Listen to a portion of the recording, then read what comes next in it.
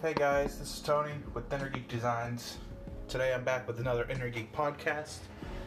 Sorry if the audio sounds a little weird. I am currently emptying out my dishwasher and I thought I'd do a podcast while I do it. Today I want to talk about platforms for your portfolio. There are plenty of places to build a portfolio. Some are good, some are bad. Just depends what you're expecting in your portfolio. But like how I start all my recent out podcasts, I want to talk about what I'm working on as an in-house designer, what I'm working on as a freelance designer, and just give you guys some perspective of what it means to be both of those. To start off, as an in-house designer, we're gearing up to get ready for this party in New Orleans. It's getting closer and closer. So trying to knock off the last couple things, trying to get these awards done and get them out the door and get them finalized. Been working on some website changes to the homepage for the company I work for, bringing it up to speed, bringing it more current, making it sure that it's more about our customers instead of us. That would be pretty cool when it's done. As a freelance designer, I've been working on, got some feedback from a client for website changes. I got some things I got to knock off for another client.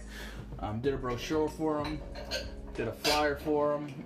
Now they're gearing up for a big launch with the software that they work with, so they want to get everything ready for that. So that'll be good to get done. I'm also taking some time to slow down and actually update my website. I added some new portfolio items I did recently. I think it's always a good time when you're slowing down to look at your portfolio, modify it, update it, add some things to it that maybe you haven't had time to add to yet. Because you never know who's going to stumble upon your website and see the work that you've done. So let's get into today's topic. Today I want to talk about platforms for a portfolio. There are plenty of places to build a portfolio. It's a matter of what do you want your portfolio to be. First off, the best place I think anyone can start to have a portfolio is Behance. Behance is free. It's got a decent community. I would say not the best community.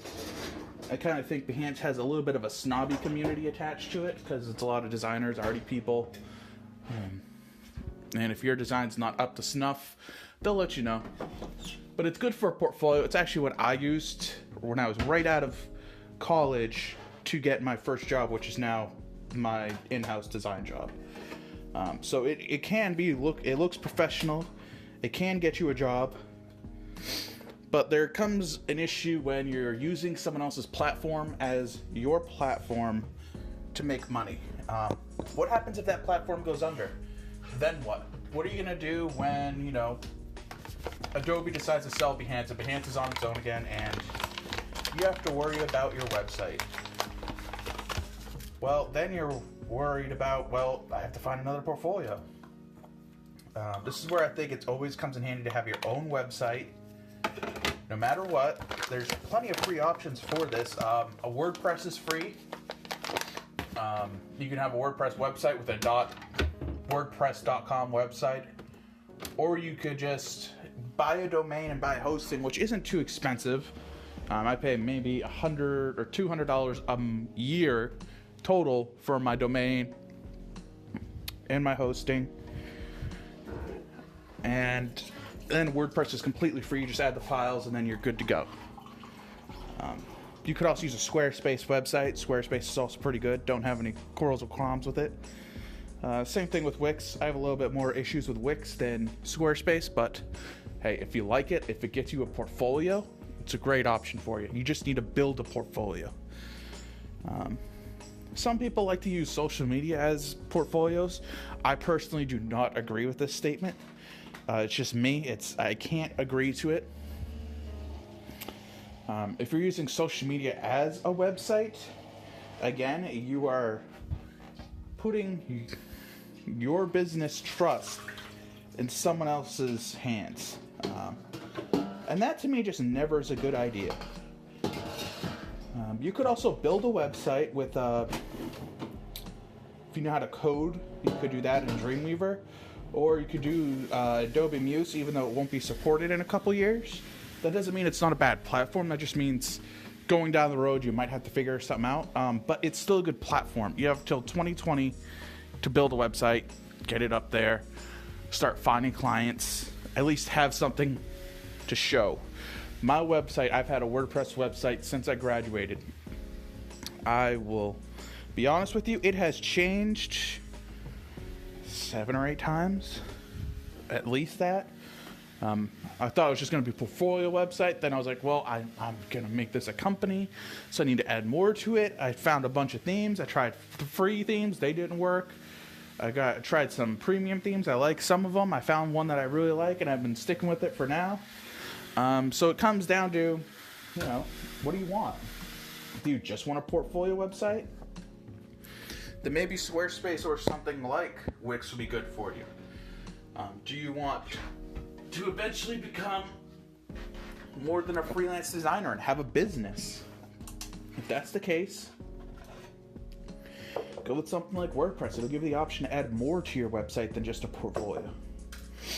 And it'll be free minus your hosting, but that's a charge that you can offset. You can host people's websites or design people's websites, and you get their domains, and that pays for yours. You just up their fee a little bit to outset yours. But I think that's going to do it for this one, guys. There's plenty of options for portfolio websites. The idea of having a physical portfolio does not make sense anymore. I have not seen many physical portfolios. When I was graduating, we were in transition of it, and people thought tablets were going to be it, and tablets are still good. But I hope you guys learned something here. I hope you got enough information to start looking at portfolio websites options. And I hope to see you guys next one. Bye. The podcast you just heard was published with Anchor. Got something you want to say to the creator of this show? Send them a voice message using the Anchor app, free for iOS and Android.